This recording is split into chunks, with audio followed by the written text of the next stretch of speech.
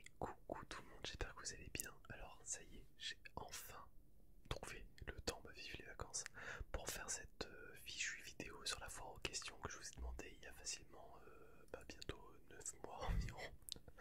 Et que vous avez été nombreux à me poser des petites questions dessus. Donc du coup, on va faire petit à petit les différentes questions que vous avez pu me poser. Alors il n'y a pas d'ordre particulier, c'est assez chaotique, mais chaque question, ça sera un trigger en même temps. Voilà, on va essayer de faire ça comme ça.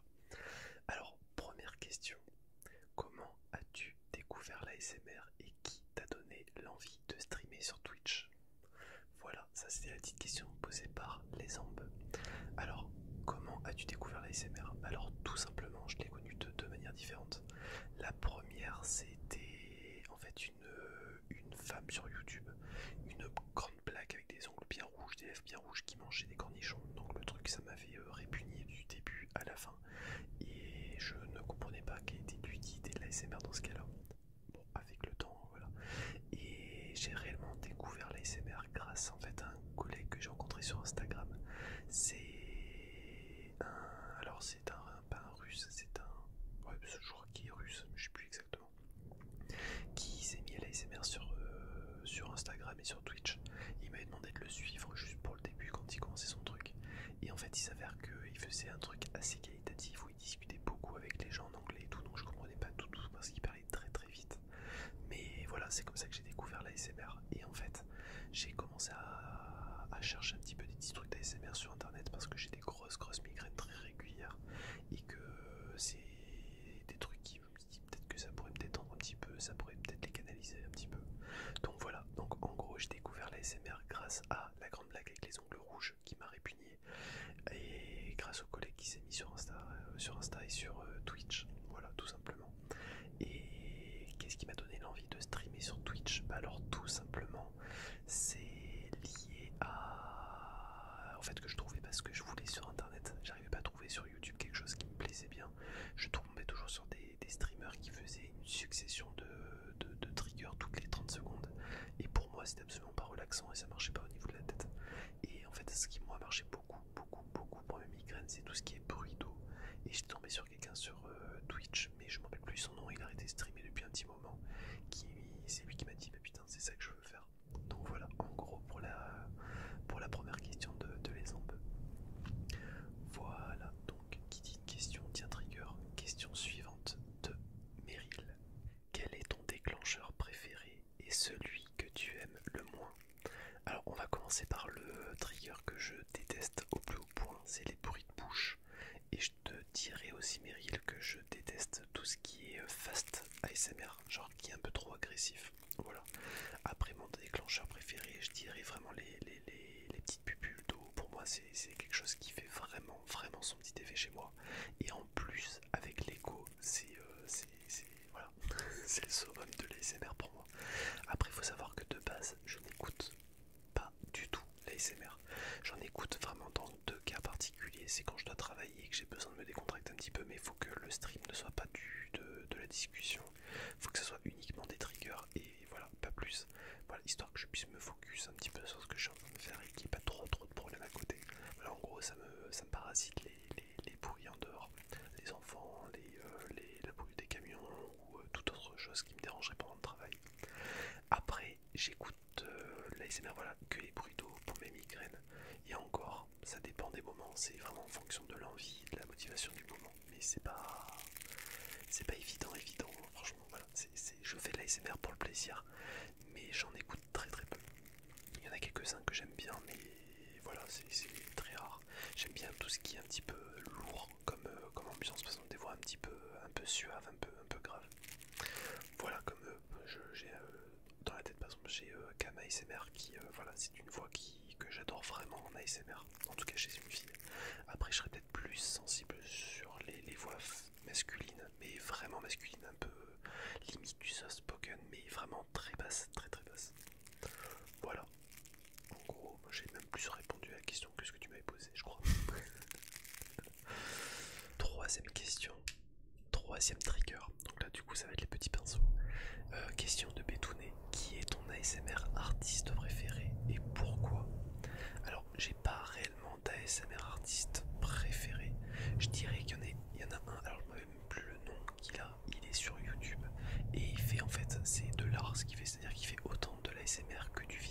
le sens que tout ce qu'il publie c'est énormissime. Je crois que j'étais tombé sur une vidéo qui m'avait scotché, mais vraiment, il m'avait vraiment scotché. C'était une vidéo où en fait tout commençait en noir et blanc et au fur et à mesure en fait il faisait un trigger, il le mettait en couleur. Mais en gros, j'ai bien regardé une fois, deux fois, trois fois, une dizaine de fois sa vidéo et j'ai toujours été impressionné de voir en fait il avait tout peint en gris, même lui. Et en fait c'était énorme, voilà, c'était énormissime la vidéo. Mais je me rappelle plus le nom qu'il a, il est hyper connu, il a des millions d'abonnés et tout ça quoi. Mais voilà, j'estime énormément son travail. Voilà. Après, ça c'est sur YouTube, sur Twitch. Qui c'est que j'aime bien en ASMR artiste préféré? Alors j'en ai quelques-uns que j'aime beaucoup. J'aime beaucoup Neferkali qui fait du contenu très sympa, très posé. J'aime beaucoup Bastea aussi. Qu'est-ce que j'aime bien aussi? Cam pour la qualité de ses lives. Voilà, je pense que j'ai fait un petit peu le tour. C'est les trois mots qui me reviennent. Voilà, et pourquoi? Alors tout simplement parce que de 1, l'ambiance est vraiment sympa pour Neferkali. Pour Cam, c'est sa voix. Moi sa voix je la trouve vraiment énormissime. Et Bastea parce que c'est ma petite fétiche du début, c'est elle qui m'a donné un grand coup de pied dans le cul pour que je fasse des lives un peu plus régulièrement. Voilà, tout simplement. Je pense que j'ai bien répondu à toutes les petites questions, ça y est. Alors je vais avoir une autre petite question, ça va être Tintin le Liégeois, la suite.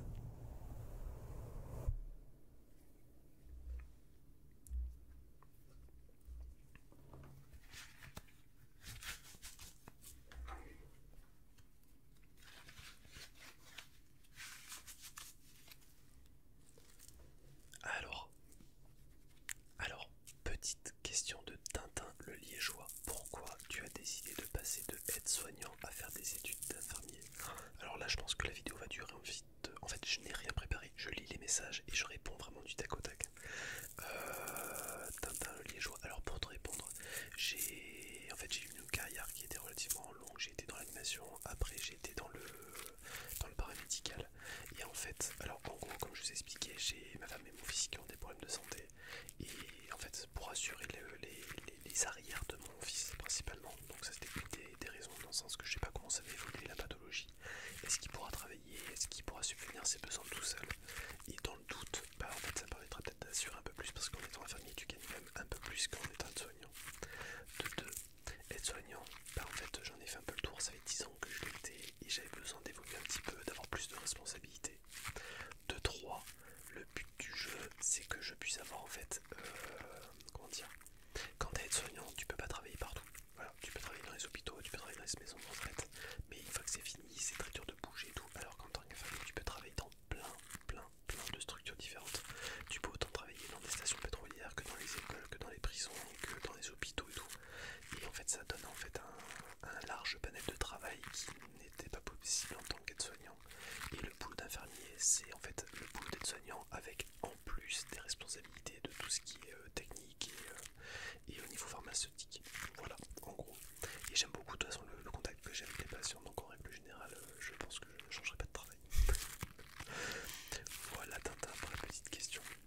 Et après de toute façon aussi, même pour revenir, infirmier de base, quand j'ai passé mon bac, j'ai eu un bac littéraire en 2001 je crois. Et j'avais voulu faire le boulot d'infirmier, donc j'ai présenté le concours de rentrée à l'école. Et j'avais été recalé avant même de récupérer le papier, parce qu'on m'a dit que j'étais de 1 trop jeune, et de 2 tout simplement que en fait j'avais mis un parcours littéraire et que je n'avais rien à foutre dans un parcours paramédical avec des maths et tout ce qui va avec. Voilà, donc c'est la secrétaire qui m'a recalé en fait à l'institut de formation, très sympa d'ailleurs. Mais bon voilà, et j'ai passé le diplôme d'aide-soignant parce que c'était que 1 an de diplôme, en espérant pouvoir passer mes études d'infirmier par la suite en étant financé par mon employeur. Voilà en gros l'histoire de ma vie en tant que professionnel. Prochaine question de Anaïs. Avant toute chose, peux-tu te présenter pour ceux qui ne connaissent pas? C'est une bonne chose, effectivement.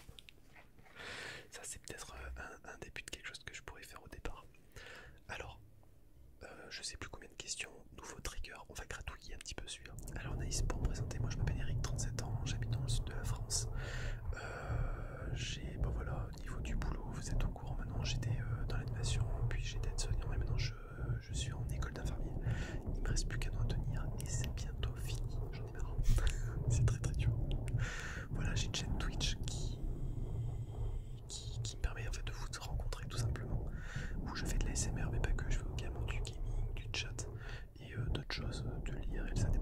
ça dépend des envies, ça dépend de la motivation et du temps disponible. Voilà, en gros, pour la petite présentation Anaïs. On va rester sur la prochaine question avec le même trigger. Pétouné, peux-tu nous faire ton top 3 de tes triggers préférés? Je te dirais les bulles d'eau avec les fioles que j'aime beaucoup. J'aime beaucoup aussi les petites éponges grattantes là que je vous ai fait en début, les éponges bleues là, c'est là, un petit crackling qui est sympa. Et alors bizarrement il y en a un que je fais très peu, alors il y a du tapping, mais autrement le blowing, c'est quand tu souffles sur le micro, c'est-à-dire que autant quand je le fais c'est une chose, mais à écouter c'est vrai que c'est un son qui enveloppe bien comme il faut, et c'est quelque chose que j'apprécie quand même particulièrement. Voilà pour mon petit top 3 des triggers préférés. Est-ce qu'il y a d'autres petites questions? Alors, nouvelle question de Sean.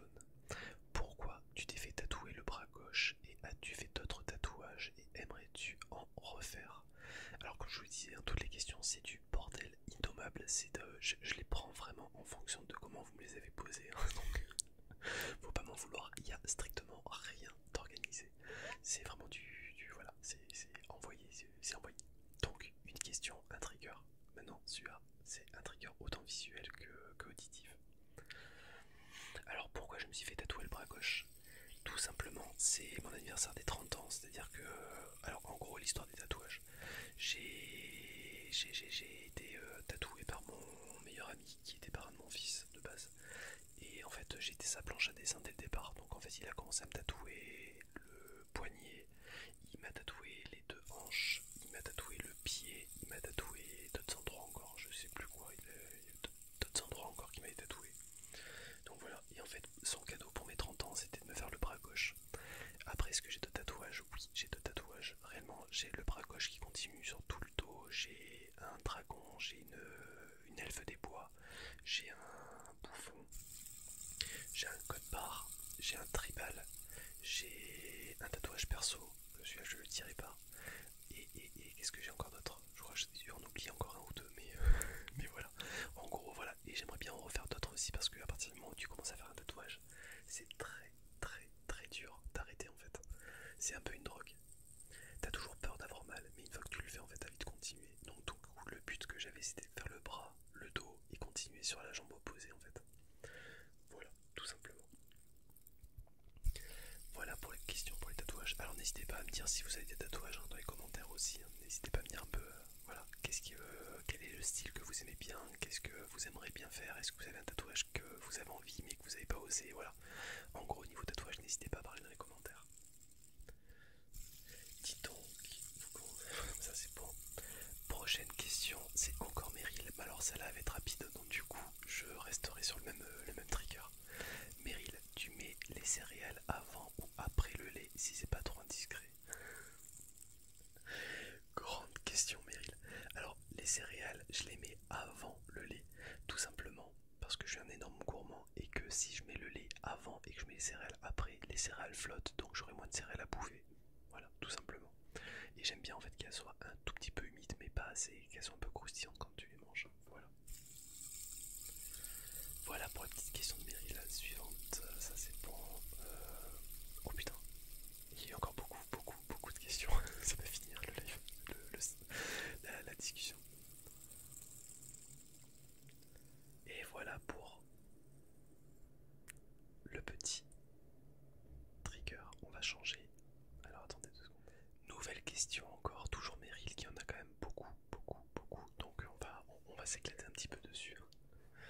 Alors, penses-tu que se lancer dans les streams peut permettre d'effectuer un travail sur la confiance en soi et aider par la suite? Alors, grande question, alors penses-tu que se lancer dans les streams peut permettre d'effectuer un travail sur la confiance en soi et aider par la suite? Alors, je te dirais oui et non, Myriel, mais sincèrement, je te dirais que faire un travail sur la confiance en soi, je suis d'accord. Pour aider par la suite, je pense pas. Ça reste toujours en fait un peu particulier dans le sens que oui, la confiance en soi, parce que tu sais que tu es quand même sur les réseaux internet, que tu es visible par tout le monde, que tu es, on va dire, susceptible de prendre pas mal d'attaques sur ton physique, sur ta façon de parler, tes idées, et surtout en fait, les gens jugent tout le temps et se permettent surtout d'en parler beaucoup en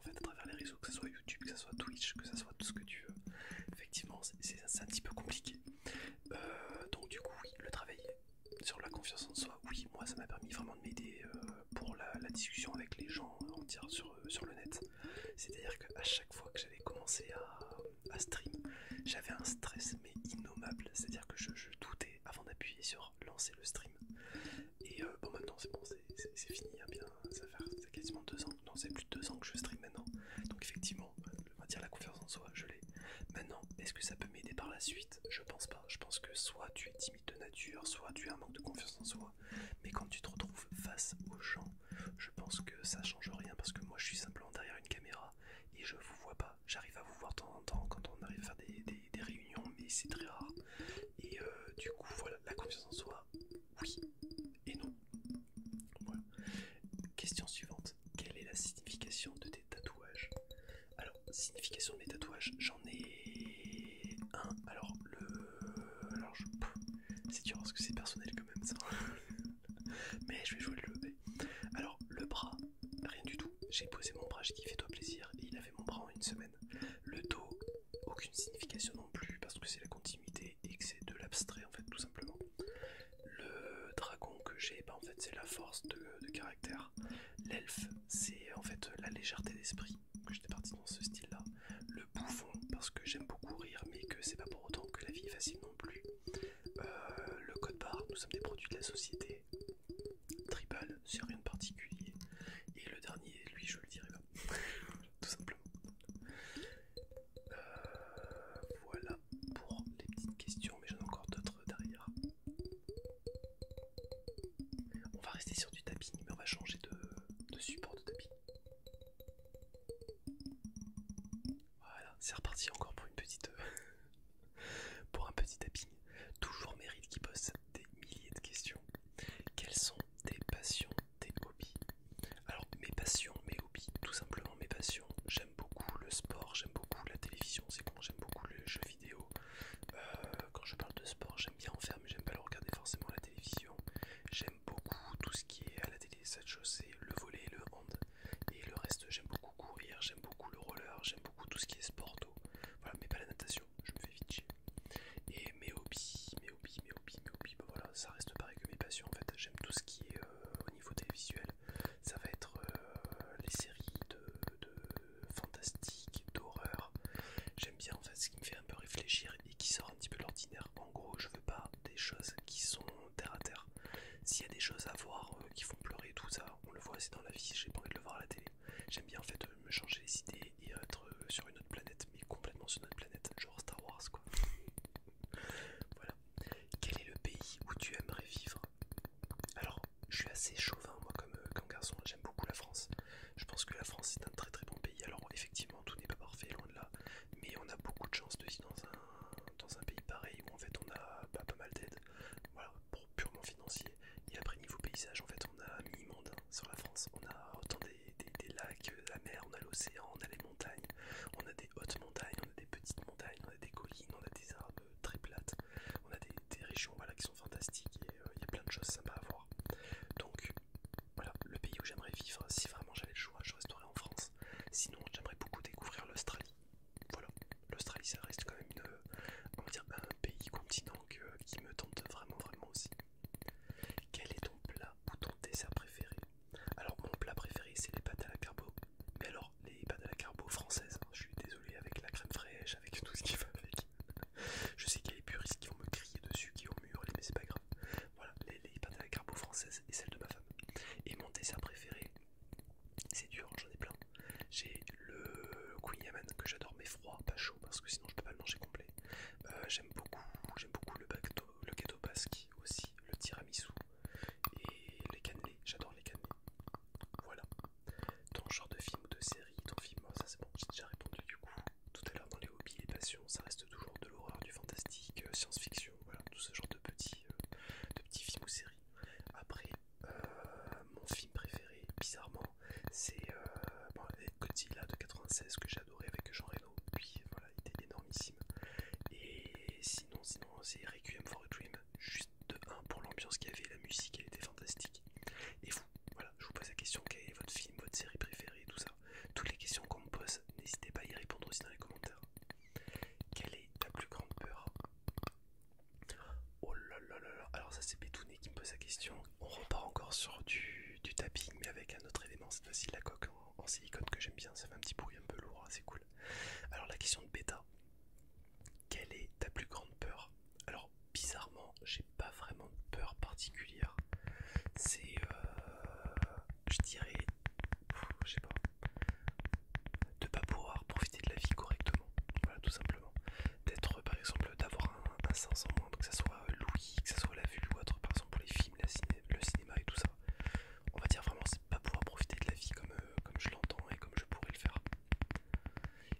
ton style de musique préféré? Es-tu un des plus grands fans de Ernest? Alors Ernest du coup a changé son pseudo. Alors quel est mon style de musique préféré? Déjà vous, quel est votre style de musique préféré? Et moi je te dirais le métal symphonique. Donc j'en ai souvent parlé pendant les lives. C'est par exemple j'adore, mais vraiment j'adore genre Wiz Temptation, Epica, Nightwish, Black Briar en ce moment, j'aime beaucoup Beast in Black, Avantasia, voilà ce genre de petits groupes où en fait c'est énormément de belles voix avec des gros riffs de métal bien lourds, bien graveleux avec des bons growls qui vont derrière. Alors avant Nightwish, j'aime beaucoup Floor Jensen, donc c'était After Forever, Revamp, mais c'est une période qui a un petit peu évolué où en fait tout le métal symphonique a changé pour un peu de la pop metal. Voilà, je suis un peu moins fan actuellement, mais il y a environ 15-20 ans c'était génial. Et cette période me manque énormément, donc j'écoute beaucoup d'albums des années 2000. Voilà pour le style de musique. Après j'aime tout, j'aime bien écouter un peu tout type de musique, mais je suis plus rock que variété quand même. Voilà pour Ernest l'irréel. Alors question suivante. Ah là c'est reparti. Petite question suivante. Dans le futur, qu'aimerais-tu proposer sur Twitch et qu'est-ce qu'il y a quelque chose... Attends, je recommence la question. Question de bêta. Dans le futur, qu'aimerais-tu proposer sur Twitch et est-ce qu'il y a quelque chose de nouveau prévu? Alors, vu que déjà ma chaîne en elle-même, c'est une chaîne qui avec du contenu clairement différent et voilà, je fais autant de l'ASMR que du jazz, que du gaming, que de l'IRL, que de la cuisine, ça m'est déjà arrivé, j'ai même fait du repassage, s'il te plaît, en stream. Je vois pas ce que je pourrais faire de nouveau, je ne sais pas chanter, je ne sais pas faire de la musique, donc en partant de là, ça risque d'être un petit peu réduit, mais qu'est-ce que j'aimerais proposer sur Twitch? C'est juste voilà, de garder la commune qui est là en fait et qu'on arrive toujours à passer des bons temps, que j'arrive à faire passer du bon moment et que tout se passe bien en fait dans le meilleur des mondes. Tout simplement, je suis un peu le garçon dans le pays des bisounours, tu vois, dans le monde de oui, j'aime bien les gens et tout. Donc voilà, dans le futur, qu'est-ce que j'aimerais proposer sur Twitch? C'est voilà, la continuité et que tout le monde arrive à s'amuser autant vous que moi. Voilà pour la petite question. Framboise, quel est ton trigger préféré en ASMR? Ça c'est déjà fait. Alors, je traîne pas sur Twitch. Question, préférerais-tu être très connu ou rester en petite communauté? On est déjà pas mal en vrai, te confie le mieux. Alors, je traîne pas sur Twitch. Je m'en fous. On va dire réellement, je vais dire je m'en fous. De 1, parce que l'ASMR c'est quand même très cool. Et que même si on est 300, 400, pas tout le monde me parle. Il y en a beaucoup qui profitent énormément des lives sans parler, qui sont dans leur ou dans l'ombre. Donc finalement, ça reste quand même relativement sympa. J'arrive à lire encore tous vos messages. Maintenant, être très connu et avoir 600 messages à la seconde, perso, j'y vois pas l'intérêt. Je pense que je vous mettrai un cooldown au niveau des messages de facilement 2-3 minutes pour que je puisse prendre le temps de discuter avec tout le monde et que tout le monde ait la chance d'être vu aussi. Voilà, après, ça reste une grosse communauté et une petite communauté en même temps. En fait, en gros, j'ai les avantages des deux. D'avoir une grosse communauté, donc quand même, il y a des gens qui viennent parler, et une petite communauté dans le sens qu'il y a tout le monde qui dort, et ça fait plaisir. Et du coup, voilà, j'ai les avantages des deux. Voilà pour te répondre. Voilà pour je traîne pas sur Twitch. On va rester sur le même trigger pour la suite, sinon je n'aurais pas assez parce qu'il y avait beaucoup de questions. En fait, je pensais qu'il y en avait beaucoup moins, mais c'est pas grave. Que pense ton entourage de l'ASMR? Alors, entourage proche, je vais te dire que j'ai ma femme et mes enfants. Ma femme comprend très bien et elle est très contente que je fasse de l'ASMR parce que c'est mon délire et que voilà, elle est contente que je me plaise là-dedans. Mes enfants, je leur interdis l'accès à Twitch tout simplement, donc partant de là, ils savent que je fais de l'ASMR, mais c'est tout. Mais ils s'en foutent aussi un petit peu, ils sont un petit peu emmerdés quand faut qu'ils aillent se coucher un peu plus tôt que prévu, c'est tout. Et qu'ils fassent pas de bruit, voilà, si on aux toilettes, tais-toi. Tu tires pas la chasse, surtout, ne tire pas la chasse. Voilà, donc en gros, ça c'est au niveau de l'entourage proche, on va dire la famille proche. Mes beaux-parents ne savent pas, moi, ma côté de famille, bah, ils sont pas au courant parce que j'ai pas de contact avec eux. Après, j'ai les amis, j'en ai quelques-uns qui me suivent, qui viennent sur les lives, mais je suis pas forcément fan quand ils viennent parler parce que ça me gêne un peu. Voilà, je le dis. Mais quand il y a quelqu'un que je connais qui vient sur les lives, j'ai tendance à vite transpirer et avoir très chaud. Voilà. C'est un petit peu compliqué, mais voilà. Mais autrement, non, les gens, ils s'en foutent en fait. Ils comprennent pas forcément l'ASMR et de Twitch parce que voilà, on est dans des âges où les gens sont passés un petit peu à autre chose que sur les internets. Mais concrètement, franchement, voilà, l'entourage est quand même assez bienveillant par rapport à ça. Voilà.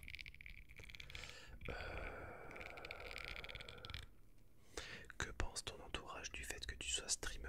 Alors je le dis pas forcément, c'est pas quelque chose que je mets forcément en avant. En fait, je suis pas. Alors je me considère pas comme streamer. Alors oui, effectivement, je suis partenaire Twitch et tout ce qui va avec. Vous aimez bien qu'il y ait du monde sur les lives et tout ça. Oui, c'est sûr, je suis streamer. Mais je suis monsieur tout le monde. Je suis comme vous, comme nous, comme tout le monde. La personne que vous croisez dans la rue, je suis pareil que tout le monde en fait. J'ai rien d'exceptionnel. Je fais juste ça sur mon temps libre. Voilà, ça me prend du temps effectivement parce que c'est des soirées que je peux pas forcément passer en dehors ou des trucs qui me bloquent un petit peu. Mais c'est mon délire. Il y en a quelques-uns qui vont aller au cinéma régulièrement, t'en as d'autres qui vont jouer aux jeux vidéo, d'autres qui vont faire des soirées picturage. Non, moi je stream, voilà. Mais je me considère pas comme un streamer, voilà, comme un gros streamer. Je suis monsieur tout le monde qui aime bien prendre du temps sur Twitch et qui aime bien vous faire passer du bon temps. Voilà, en gros. Voilà pour la petite question de je traîne pas sur Twitch. Suivante, je m'y pose. Allez, autre question maintenant de Blondie. Qu'est-ce qui t'a donné envie de te lancer sur Twitch? Ça, j'y ai répondu tout à l'heure. Quels sont les avantages et les inconvénients que tu y trouves autant sur la plateforme que sur le plan personnel? Très très vaste question, Blondie. Franchement, je pensais pas que j'allais prendre autant de temps. Là, ça va faire quasiment 30 minutes. Le montage, il va être un petit peu long, j'avoue. Alors, déjà, on va commencer par le petit trigger. Vape. Je m'appelle pas Vapeur Geek pour rien.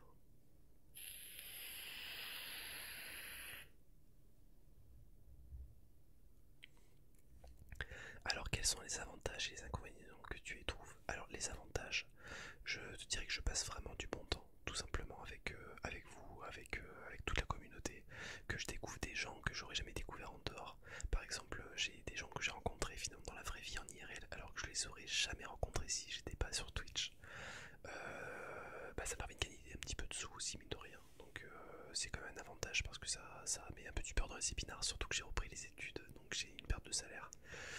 Mais c'était pas le but de la chaîne. Moi, le but c'est que je m'éclate. Même si je gagnais pas de sous, j'aurais continué à streamer et à prendre du temps pour les streams. Donc voilà, donc les avantages, ça c'est bien. Inconvénients, la fatigue. Les horaires d'ASMR sont très très inconvénients pour la vie sociale, familiale et étudiante. Très très dur.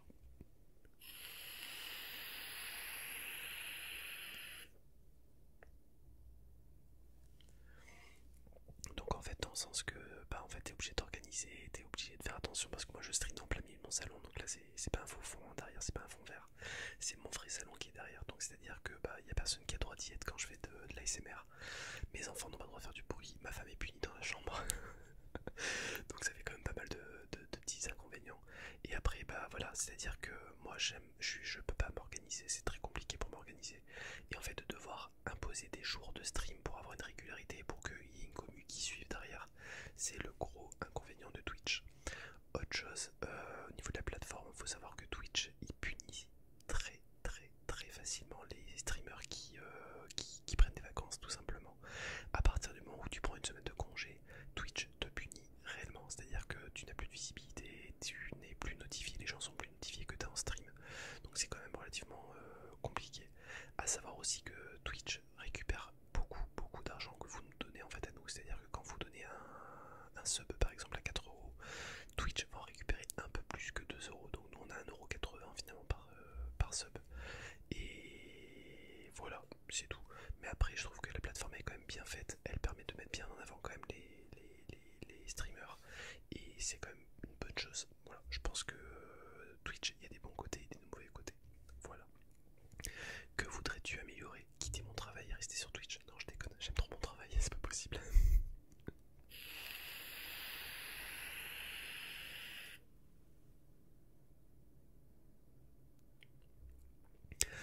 Donc qu'est-ce que j'aimerais améliorer? Sincèrement, rien de particulier, franchement. Tel quel pour l'instant c'est très bien. Après, bon, mon setup j'aimerais bien l'améliorer, il y a des trucs que j'ai toujours envie de plus, mais après ce que j'ai ça me suffit largement. Et ça me permet de faire des streams de qualité, donc je suis très très content. Voilà. Donc rien d'améliorer particulier. Qu'est-ce qui pourrait te faire arrêter les streams? La vie familiale, tout simplement. Et le temps qui manque au niveau du travail, la fatigue. Donc voilà, vie familiale et fatigue. Je dirais que c'est les deux choses qui pourraient me faire arrêter les streams. Et